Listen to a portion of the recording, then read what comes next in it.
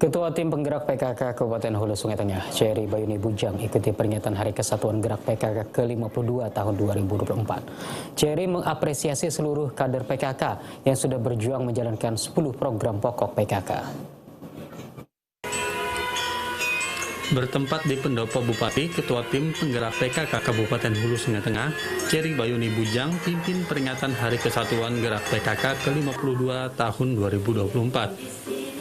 Dalam sambutannya, Cherry mengatakan keluarga merupakan unit terkecil dalam masyarakat yang mempunyai peran besar dalam proses pembangunan keluarga dan dapat dijadikan tolak ukur kesejahteraan.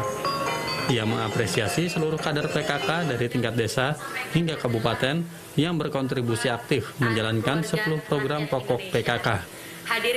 Cherry menyebut PKK harus bersinergi dan mengintegrasikan program dengan pemerintah daerah agar terwujudnya percepatan pembangunan di tingkat daerah hingga nasional. Dengan melibatkan peran PKK, program-program pemerintah di tingkat daerah dapat lebih terpadu dan juga efektif.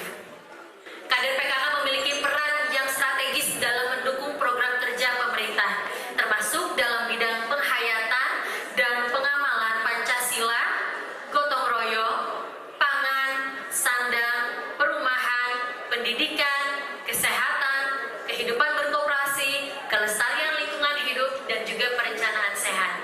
Gerakan PKK pada hakikatnya merupakan gerakan masyarakat yang tumbuh dari bawah.